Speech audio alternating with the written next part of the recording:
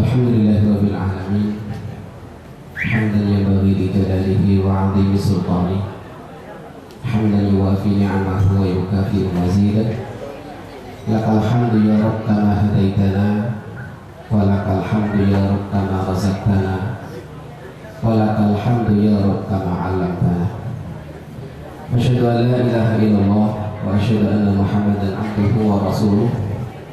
Allahumma salli wa sallim wa barik ala sayyidina wa habibina wa qudwatina Muhammadin sallallahu alaihi wasallam wa ala alihi wa ashabihi ajma'in, amma ba'd. Allahumma iftah qulubana wa alhimna rushdana wa hdina ila siratikal mustaqim. Bapak dan ibu-ibu, para tokoh masyarakat, para alim ulama yang kami hormati, alhamdulillah pada siang hari ini kita bisa menghadiri undangan Bapak Ustadz Muhammad Thayyib dan Ibu Rifah. Bapak sekalian rahimakumullah, ngapunten saya tidak bisa bahasa Jawa seperti MC tadi. Saya ini asli wong Surabaya, jadi bahasanya suatu kasar sedikit. Bahasa Indonesia biasa saja ini, atau bahasa Jawa juga kasar. Haji adalah rukun Islam yang banyak dirindukan oleh orang untuk bisa melaksanakan. Haji itu apa saja? Kenapa kok haji itu sampai ngantri bintang mau 20 tahun gitu Pak? Loh. Jadi saiki umure 40 nang daftar. Ya. Berangkatnya nanti umur 60 wis sepuh iku nang gitu. Ya. Kalau nggak daftar ya nggak tahu gimana cara berangkatnya. Meskipun Allah itu punya cara untuk memberangkatkan orang bisa haji. Haji itu adalah al-qasdu ila Makkah li adai ibadati at-tawafi was-sa'yi wal wuquf di Arafah. Jadi haji itu bermaksud ke Mekah untuk menjalankan ibadah. Ada namanya tawaf, ada namanya sa'i, ada namanya wukuf di Arafah. Jadi kalau berangkat ke Mekah niatnya gelek kerjaan itu udah haji. Nopo? TKI. Haji itu niatnya adalah ke Mekah untuk beribadah. Meskipun saudara-saudara kita yang di sana itu juga bisa haji. Ada teman dai yang di Tamam itu membawa TKI TKW haji 200 orang ke Mekah. Tapi dia itu adalah TKI di Tamam. Tamam jauh dari Mekah. Ya, jadi niatnya adalah untuk beribadah, bukan untuk belanja. Kadang-kadang banyak saudara-saudara kita yang sangunya cukup banyak, ribut belanja timbang haji. Ya, makanya sangunya juga akeh-akeh. Itu garai semangat belanjanya itu mengalahkan semangat ibadahnya.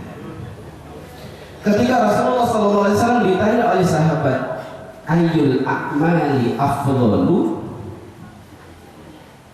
amal apa ya Rasulullah yang paling utama? Rasulullah menjawab, al-imanu billahi wa rasulih, iman kepada Allah dan iman kepada Rasulnya. Sahabat ini tanya lagi, thumma madza ya Rasulullah, kemudian apa lagi? Rasulullah menjawab, al-jihadu fi sabilillah, berjuang di jalan Allah. Sahabat tanya lagi, tsumma madza ya Rasulullah, kemudian apa lagi ya Rasulullah amalan yang utama itu? Nabi menjawab, al-hajjul mabrur, haji yang mabrur. Berarti haji yang mabrur itu haji yang utama, yang diterima oleh Allah Subhanahu wa ta'ala. Nah, cirinya haji mabrur niku nopo? Ada yang menyebutkan ulama-ulama kita, al-hajjul ladzi la yukhalituhu al-ithmu, haji yang tidak tercampur dengan dosa. Apa ya ono wong dosa tanah haram? Ada. Ya. Berantem itu kan juga termasuk bagian daripada kesalahan, kan? Dosa. Orang di Mekah itu potensi untuk berantem itu besar. Semuanya ngantri Bapak Ibu. Yang pernah haji ini insya Allah tahu, apalagi yang berkali-kali ke toilet ngantri, makan ngantri, sembarang ngantri. Apalagi kalau sudah di pojokan yang setapnya tawaf, yaitu Hajar Aswad, semuanya berebut ke situ. Kalau tidak sabar, potensi untuk berdosa itu besar. Ada jamaah dari Madura. Waktu itu habis duhur, sholat asar, nggak pulang langsung nunggu maghrib. Habis asar itu kosong dekat Ka'bah itu. Saya di belakang dia silo di dekat Ka'bah sekali, bawa jerigen air. Jadi dia ngelak nunggu bawa zam-zam. Semakin sore semakin penuh. Semakin ada orang yang ingin maju ke depan mereka di Hajar Aswad. Karena orang Jawa dipersilahkan, monggo. Setiap ada orang lewat, monggo. Ada orang Afrika datang, ya, dia persilahkan, monggo. Akhirnya dilunggoi orang Afrika gono. Akhirnya di gono ini, aku kayak dulu oke nih. Takkan dari, oh iku Afrika, tak ngerti bahasa Jawa sampai, ya. Kok wong Solo yang ngerti mungkin. Bisa menyali loh. Saya pindah kemana sembuh pokoknya di jalan di situ. Ya, wah itu kan berarti potensi untuk angkal itu kan ada. Pernah ada orang Pakistan dengan orang India itu berantem gara-gara apa? Orang Pakistan itu bangkit dari sujud. Ya, orang Pakistan bangkit dari sujud, orang India itu mau langkah ke depan, itu kan kayak jitok itu, yes gitu terguling, kok, ya, iku iringan Ka'bah, ya, saya bilang ya anta haj, nah, ya isbir, ya, orang yang haji itu nggak boleh emosi, ya tapi saya kedengkol gini, ya, ini sabar, ya, resiko uyel-uyelan. Jadi itulah yang harus disiapkan.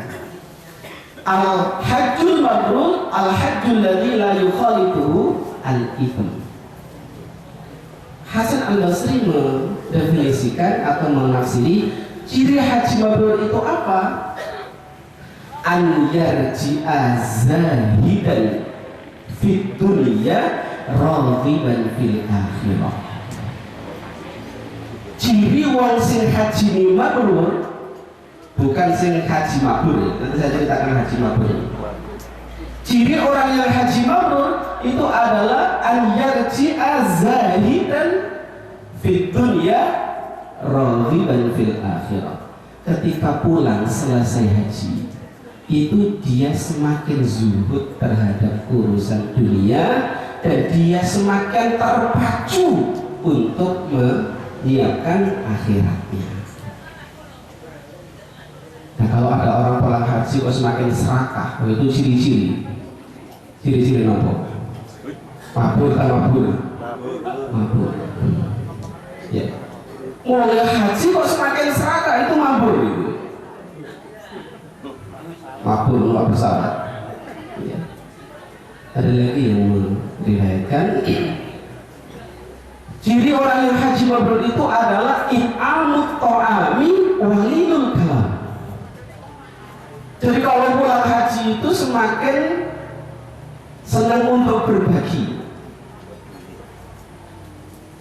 Si biasa gak tahu sedekah tambah. Si biasa gak tahu infak-infake tambah. Si biasa powolite pol iki saiki mulai gak pelit. Itu ciri mabrur hajinya. Ya. Walinul kalam, ucapannya semakin lembut. Kalau kemarin itu sering berantem, kalau ngomong itu kasar misalnya, keras misalnya, itu lembut kalau diajak ngomong. Itu ciri orangnya itu haji mabrur. Nah, Bapak sekalian rahimakumullah, kalau ini berangkat tanggal berapa Pak ini? Tanggal 4 ya. Tanggal 4 ini berarti sampean berangkat bareng dengan Amirul Hajj, Menteri Agama. Menteri Agama tanggal 4. Tapi buka pesawat buka baru aku. Paling tidak tanggalnya sama. Sampean berangkat tanggal 4, Amirul Hajj, Menteri Agama Pak Saifuddin ya juga tanggal 4. Nah, kalau tanggal 4 berarti gelombang kedua gimana? Kalau gelombang kedua berarti landingnya di Jeddah. Kalau di Jeddah berarti sampean nanti mikotnya, kalau saya baca di dalam fatwa Majelis Ulama, mikot Jeddah itu Jeddah. Tapi ini saya pernah diskusikan dengan masyayikh di Saudi, di Mekah. Ya. Mikotnya orang Indonesia yang lewat yang lam, dia lam. Mungkin ulama-ulama kita itu memahami untuk memudahkan orang haji, akhirnya fatwanya adalah di Jeddah, ya, di Madinatul Haji. Tapi kalau kita lebih hati-hatinya, maka mikot mulai ikhram, mulai masang niat itu adalah yang lam-lam. Yang lam-lam itu kira-kira di pesawat setengah jam kurang lebih sebelum landing. Makanya kalau misalnya yang aku ya lam-lam saja berarti sebelum naik pesawat sudah siap-siap. Ya. Nah, sudah pasang niat labbaik Allahumma labbaik labbaik la syarika. Sampai sebutkan apa niatnya, niat haji atau niat umrah? Hajinya haji tamattu, tak ifrad atau qiran. Pada umumnya orang Indonesia hajinya adalah tamattu. Kecuali orang Lamongan ada haji satu lagi, Haji Dhul Majid. Jadi ceritanya begini, dia ini pulang dari haji, guru saya yang cerita pada saat di pondok. Karena pulang dari haji diangkat ditakoni sampai ki haji opo ini. Maksudnya haji opo itu apakah haji ifrad, haji tamattu, haji qiran? Dia jawab, kulo iki haji Dhul Majid. Oh, berarti arahnya ini, ya. Namanya Abdul Majid, dipanggil Haji Dhul Majid. Ustaz saya, guru saya tadi maksudnya tanya, sama itu haji ifrad atau tamattu atau ya. Haji tamattu berarti umroh dulu. Dari mulai ya lam-lam tadi atau Jeddah barangkali yang ikut fatwanya MUI, dari Jeddah sampai Mekah bertalbiyah labbaik Allahumma labbaik labbaik la syarika lak labbaik. Saya memenuhi panggilanmu ya Allah. Jadi yang dipanggil oleh Allah itu ternyata orang pilihan. Tidak semua orang kaya mesti berangkat haji. Apakah semua orang yang kaya itu haji? Tidak mungkin. Dan apakah orang yang tidak punya itu mesti nggak haji? Belum tentu juga. Saya di Surabaya punya murid, dia biasa ngajari Iqra di rumah-rumah. Tahun 2007 dia berangkat tahun 2008 hajinya. Itu dipanggil oleh salah satu travel haji untuk tanda tangan semuanya beres lunas. Dia tidak tahu siapa yang menghajikan. Ketika tanya kepada kepala travelnya, Pak siapa yang mau berangkatan saya? Yang punya travel hanya mengatakan ada orang yang tidak mau disebut namanya. 2008 belum berangkat. 2009 saya tanya lagi, ketemu sopo sing menghajikan kamu. Sampai 2010 sampai sekarang tidak tahu siapa yang menghajikan. Dia rumahnya ngontrak saja. Saya berangkat haji. Saya tanya, "Bila makan apa sampean?" Saya hanya berdoa, Ustaz, saya itu ya Allah mudahkan saya ziarah ke Mekah dan Madinah. Oh, saya itu. saya nyimpen uang 5 rial di bawah bantal. Kalau menurut saya bukan 5 rial, bukan ditaruh di bawah bantalnya, tapi doanya yang ikhlas ingin berangkat haji itulah yang membuat Allah memanggil dia dengan cara ada orang yang mau sedekah dan tidak mau diumumkan. Sampai dia pulang haji sampai sekarang tidak tahu siapa yang menghajikan. Berarti ini orang yang tidak punya tapi berangkat. Aneh tapi nyata. Ya. Ada lagi haji yang di Jombang. Bagaimana cara dia haji? Dia orang nggak punya, tapi saking tingginya berangkat haji, dia ikut nganter jamaah haji Jombang ke Surabaya. Di bandara Suwarno deh. Ternyata kemudian nyelindung. Ngerti nyelindung ini? Nyelindung lewat pintu nyerobot, kemudian masuk pintu pesawat yang belakang, duduk di kursi paling belakang, tunggu. Itu skenario ini bisa Allah. Ya. Sampai pramugara atau yang orang di pesawat tidak tahu itu kalau itu adalah selundupan. Orang di bandara tidak tahu, orang di pesawat tidak tahu. Ketika sudah 1 jam di perjalanan, disuruh maju, Pak, silakan ke depan tuh ada yang kosong. Enggak, saya kaji dulu saja kok. Setelah diusut memang dia nggak ada paspor, nggak ada apa-apa. Macam itu pengen haji tapi nggak punya duit. Sampai di nggak bisa keluar ke Jeddah kan harus ada lewat imigrasi itu ya butuh ada paspor dan seterusnya. Nggak punya semuanya, koper nggak gopo mana bisa paspor ya. Tapi subhanallah, peristiwa itu terekam oleh Jawa Pos. Ditanyai Jawa Pos, ditakoni dan seterusnya. Akhirnya Jawa Pos bilang tahun depan sampai berangkat haji. Semuanya yang biaya adalah Jawa Pos. Dia orang nggak punya, tapi Allah mencarikan jalan untuk bisa haji. Niatnya adalah dia pengen haji, mungkin cara negosiasi Allah merekatkan, akhirnya Allah carikan jalan. Berarti orang kaya yang nggak berangkat haji atau belum berangkat haji itu karena niatnya yang kurang mantap. Di Surabaya juga ada orang kaya sekali, hartanya 7 turunan nggak habis. Dibilangin sama adanya, Mas, kenapa nggak berangkat haji? Dia itu dari sisi uang banyak, sehat, ya. Apa alasannya? Alasannya cukup remeh. Dia itu takut kalau pulang dijalui dungo tangga-tangga. Aku ngopo, aku gak iso haji. Ya. Ya orang pulang haji itu kan kayaumin waladatuhu ummuhu kan gitu. Ya, orang yang haji tidak melakukan pelanggaran haji, kayaumin waladatuhu ummuhu. Orang pulang haji itu berarti bersih suci. Makanya kemudian di masyarakat kita kalau pulang haji didatangi untuk dimintai doanya. Bayangan dia nek kalau kampung itu teko nang omahe njaluk donga dhek gak iso donga palang gak haji. Nah ini kan berarti alasan.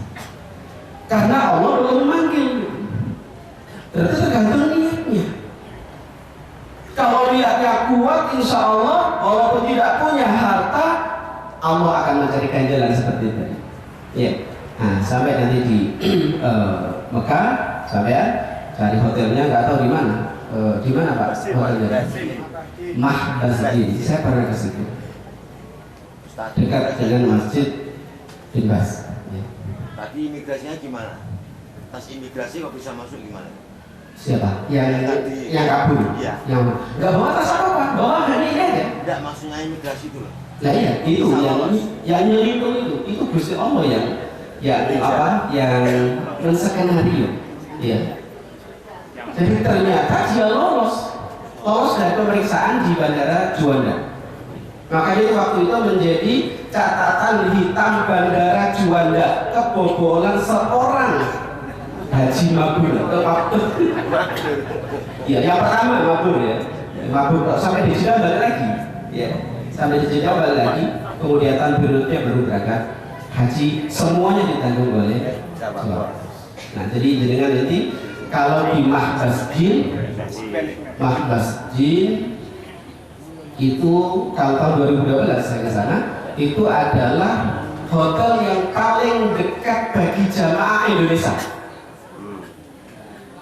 Walaupun tidak dekat-dekat banget, yang paling dekat adalah Grand Zamzam.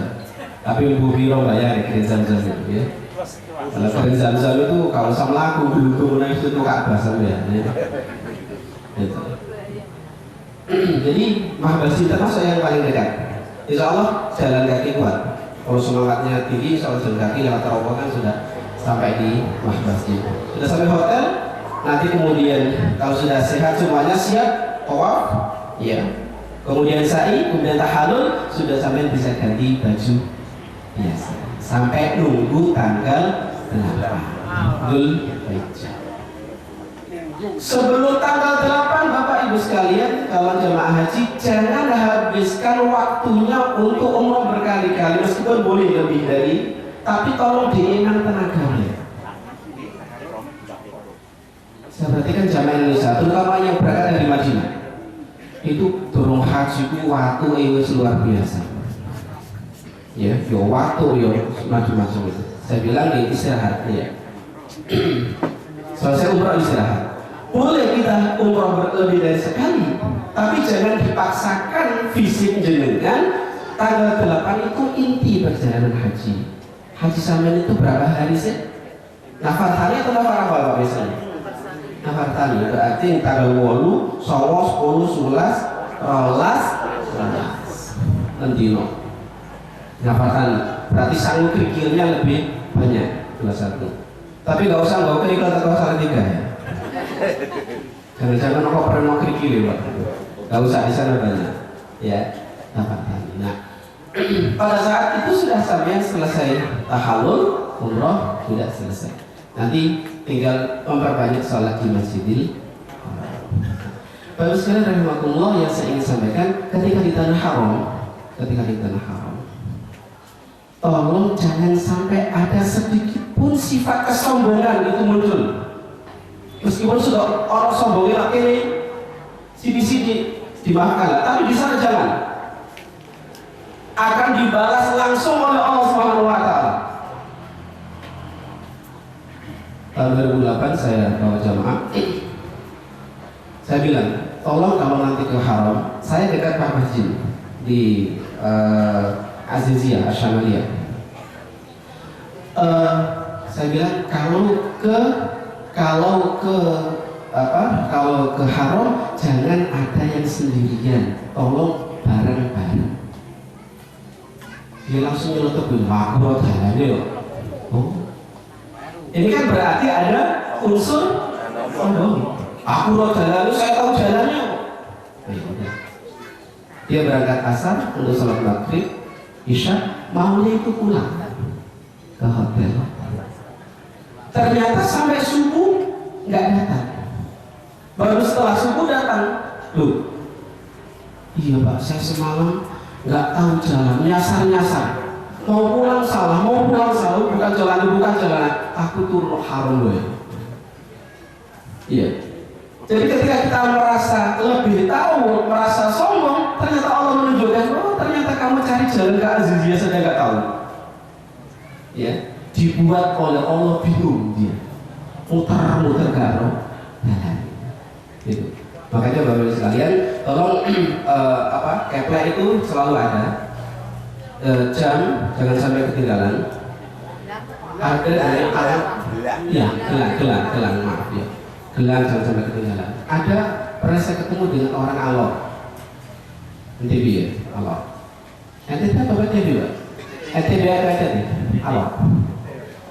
Itu kebingungan di haram, nggak tahu temannya, bahasa Indonesia nggak lancar. Saya dengan dia hanya bahasa isyarat saja. Dia bingung cari temannya, nggak tahu. Ya. Alhamdulillah. Kemudian saya lihat di dadanya di kepleknya itu ada nomor yang bisa dihubungi. Saya telepon. Bapak punya jamaah namanya ini? Oh iya. Tolong dijemput Pak ya. Saya bilang kepada yang nyasar tadi, sampai di jam ini saja. Di depan Grizzle itu ada jam kecil, bukan jam yang besar, bukan jam yang kecil. Sampai di sini saja 2 orang dari awal. Jangan meninggalkan tempat ini sebelum dijemput. Ya, akhirnya oke. Akhirnya di situ aja sampai dijemput teman. Makanya perlu komunikasi, kebersamaan, jangan sampai sendiri-sendiri. Pengalaman 2008 saya bawa jemaah itu ada yang kesasar itu sampai selesai haji baru ketemu. Kenapa kok seperti itu? Karena saya tanya, Bapak ini fulani di mana? Pak Sugianto, saya ingat namanya. Sugianto dari Cirebon. Dari mana? Dia itu dari Cirebon. Dia anaknya ada yang sekolah di Madinah. Oh, alhamdulillah. Dia punya pesantren. Oh, berarti bisa bahasa Arab. Ternyata dia itu nggak bisa bahasa Arab sama sekali. Dia juga nggak punya anak sekolah di Madinah. Dia nyasar. Awal nyasarnya itu adalah ketika tawaf umroh itu putaran pertama aman, kedua aman, ketiga rombongan itu ditabrak sama rombongan dari Afrika. Di sampingnya Makom Ibrahim itu. Waduh, kan? Asalnya gandeng. Ya. Hilang. Sudah disepakati, Pak, kalau nanti ada apa-apa, nanti ketemu di sini. Dia juga bingung. Akhirnya sampai selesai haji dan baru ketemu. Saya tanya, Bapak bisa menjalankan ibadah haji? Bisa. Iya caranya. Terus pakai orang aku melu. Ketemunya di mana Bapak? Ketemunya di Jeddah. Padahal dari Mekah ke Jeddah itu 2 jam kurang lebih. Ya. Nah ini makanya harus ada kebersamaan yang sering menolong orang. Ya. Insya Allah hajinya nanti dimudahkan oleh Allah Subhanahu wa ta'ala. Jadi hajinya haji yang mabrur. Karena imbalannya apa haji mabrur itu? Kata Rasulullah, al-umratu ilal umrati kafaratun lima bainahuma wal hajjul mabruru laisa lahul jazaa'u illa jannah wa qabih. Mungkin makar syuyukh. Ya. Kasihnya aku sungkan kayak tausjih lebih ini. Gone kiai. Bodoh karo garam segoro. Jadi antara umrah yang satu dengan umrah yang lain itu kafaratul lima bainahuma. Dan al-hajjul mabrur laisa lahul jazaa'u illal jannah. Terutama nanti di Arafah Bapak Ibu. Jangan sia-siakan waktu di Arafah. Arafah itu sebentar. Kalau kita mengikuti cara hajinya Nabi, tidak sampai sehari. Nabi itu masuk Arafah setelah zuhur, meninggalkan Arafah maghrib. Berapa hari kira-kira? Berapa jam kira-kira? Cuma 6 jam. Kalau jamaah haji Indonesia itu biasanya maghrib di sana ya. Jadi semoga haji Bapak Ibu sekalian ini haji yang mabrur, diikuti saja aturan yang dibuat oleh rombongan pemerintah, disepakati. Kalau memang tidak tanazul, ya nggak usah tanazul. Tanazul itu begini. Tanggal 8 itu biasanya kalau haji Nabi itu ke Mina, tapi rombongan haji sebagian besar untuk langsung ke Arafah. Tapi saya pada saat survei di Mina tanggal 8 itu memang kemah Indonesia kosong, tapi ada beberapa. Saya ketemu jamaah dari Boyolali ternyata tanazul. Ya, ada jamaah dari Cirebon juga ada yang tanazul. Itu tapi kalau bisa, tapi kalau tidak ya diikuti saja apa yang menjadi panduan oleh ketua atau bimbingan haji kita. Semoga haji yang akan dilakukan ini haji yang mabrur dan semoga dimudahkan oleh Allah Subhanahu wa ta'ala. Mungkin itu apa yang bisa saya sampaikan. Kurang lebih mohon maaf. Wabillahi taufiq wal hidayah wa ridwan wal inayah. Assalamualaikum warahmatullahi wabarakatuh.